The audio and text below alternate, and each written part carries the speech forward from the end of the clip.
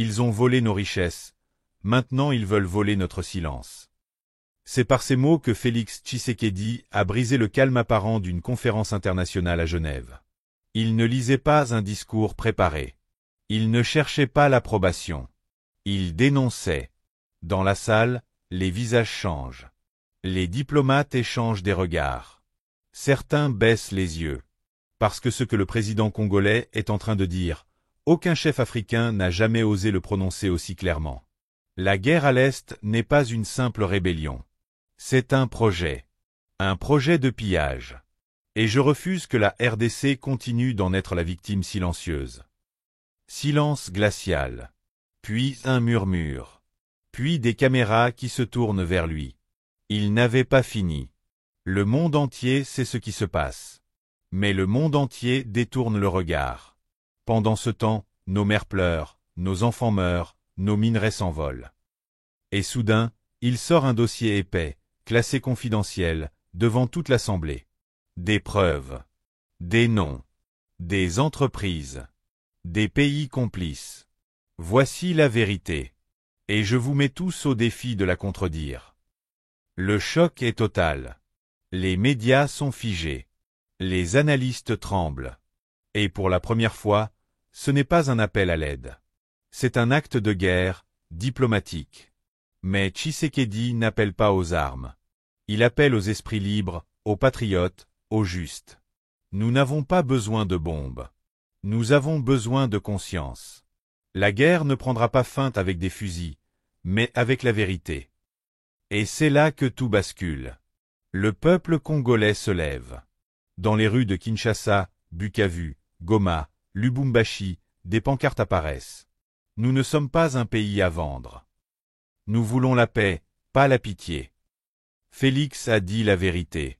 Maintenant, agissons. Les réseaux sociaux s'enflamment. Des jeunes Congolais, du pays comme de la diaspora, se réunissent, créent des comités, des mouvements. Une génération entière qui refuse d'être sacrifiée. Et pendant que certains pays tentent de faire pression, de menacer, de saboter, un vent de résistance souffle. Un souffle d'espoir. Et la surprise finale? Une coalition inédite de pays africains rejoint Tshisekedi. Non pas par peur, mais par conviction. Le Rwanda vacille sous les pressions diplomatiques. Des accords secrets sont révélés. Des contrats sont annulés. L'Union africaine convoque un sommet extraordinaire. La vérité n'a pas seulement été dite, elle a été entendue. Et ce fut comme un écho qui résonna bien au-delà des frontières de la RDC. Dans les couloirs feutrés de l'ONU, les diplomates murmurent le nom de Tshisekedi avec une nuance nouvelle, respect. Ce n'est plus seulement un président africain. C'est l'homme qui a osé défier l'ordre établi. Dans les rues de Paris, Bruxelles, Montréal, des Congolais de la diaspora sortent de leur silence. Ils organisent des marches, des conférences, des vigiles. Le mot d'ordre est simple. Nous sommes la voix de ceux qu'on tente de faire taire. Les médias internationaux, longtemps indifférents, commencent à interroger, à douter, à fouiller. CNN, BBC, Al Jazeera, France 24. Tous veulent comprendre comment un président a pu briser la loi du silence sur un conflit que tantôt jugé complexe ou trop lointain. Mais pour Tshisekedi, ce n'est que le début. Ce n'est pas moi qui suis courageux. Ce sont les enfants de Béni qui vont à l'école chaque jour malgré les bombes. Ce sont les femmes de Minambwe qui enterrent leurs maris et continuent de croire en demain. Ce sont les médecins de Bunia qui opèrent sans lumière. Voilà les vrais héros de la République. Et puis, une annonce. Celle qui surprendra tout le monde. Le gouvernement congolais déclare une journée nationale de la mémoire et de la résistance pour la paix. Une première dans l'histoire. Les cloches sonnent dans tout le pays. Les radios coupent leur programme pour diffuser un seul message. Le Congo n'est plus à genoux. Mais ce qui secoue vraiment le monde, c'est la réponse du peuple. Des artistes lancent des chansons militantes. Des écrivains, des journalistes, des influenceurs publient des témoignages, des enquêtes, des récits oubliés. Des fresques murales apparaissent dans les quartiers populaires. Un visage de femme, les yeux levés vers le ciel, avec ses mots peints en rouge vif. La vérité est une arme. Nous savons maintenant la manier. Et pendant ce temps, Les puissances qui ont profité du chaos se bousculent en coulisses. Certaines proposent une aide militaire. D'autres tentent une médiation. Mais le Congo de 2025 n'est plus celui d'hier. Il ne quémande plus. Il négocie debout. Et c'est ce qui dérange le plus. Car depuis trop longtemps, la République démocratique du Congo avait été reléguée au rang de figurant dans sa propre histoire. Un territoire immense, bourré de ressources, mais vidé de sa dignité. On décidait pour elle, sans elle. On signait des accords dans des salons feutrés, pendant que son peuple creusait la terre à main nue. Mais aujourd'hui, les rôles ont changé. Dans les couloirs des grandes institutions internationales, les représentants de la RDC ne baissent plus les yeux. Ils exigent des comptes. Ils réclament la révision des contrats miniers opaques, la traçabilité des minerais, la justice pour les victimes de massacres passés, et surtout, la fin de l'hypocrisie. Vous ne pouvez pas parler de paix tout en armant ceux qui nous tuent. Déclare un jeune diplomate congolais, lors d'un sommet à Addis Abeba. Ces mots font le tour du continent. Car ce ne sont pas que des mots. C'est un cri venu du ventre d'un peuple qui a tout perdu, sauf sa voix. Pendant ce temps, au pays, la population s'organise. Des collectifs de jeunes se multiplient. Des mouvements citoyens prennent de l'ampleur. Dans les écoles, les élèves apprennent non seulement l'histoire coloniale, mais aussi l'histoire réelle de la résistance congolaise, celle des héros oubliés, celle des villages qui se sont défendus seuls face aux milices. Une nouvelle génération naît. Une génération qui refuse de plier. Une jeunesse qui n'a pas peur de dire « Nous ne sommes pas des victimes. Nous sommes des bâtisseurs. » Et ce message commence à traverser les frontières. Les diasporas se mobilisent, envoient des fonds, lancent des campagnes, interpellent leur gouvernement d'accueil. Des Congolais vivant en Europe, en Amérique, en Asie redeviennent les ambassadeurs d'un espoir que personne n'attendait. Et là, le monde commence à trembler. Car le Congo n'est plus un pays à surveiller.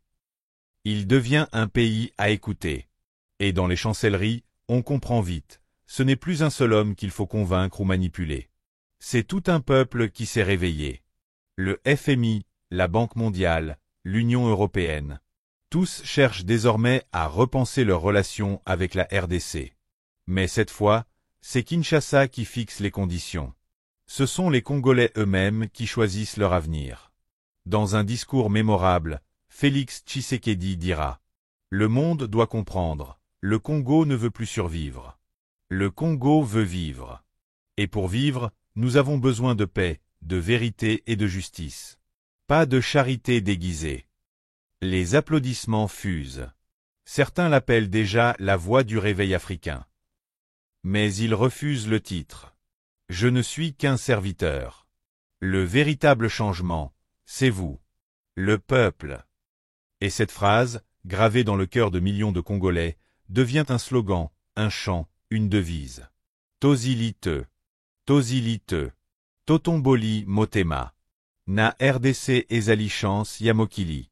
On n'a pas fini. On a levé la tête. Le Congo est la chance du monde. Ces mots résonnent, forts, puissants, comme un appel lancé depuis le cœur battant de l'Afrique. Mais au-delà du slogan, c'est un défi. Un défi lancé à l'humanité entière. Que ferez-vous de cette chance? La laisserez-vous mourir, ou vous battrez-vous pour elle? Dans les rues de Kinshasa, Goma, Lubumbashi, les pancartes fleurissent.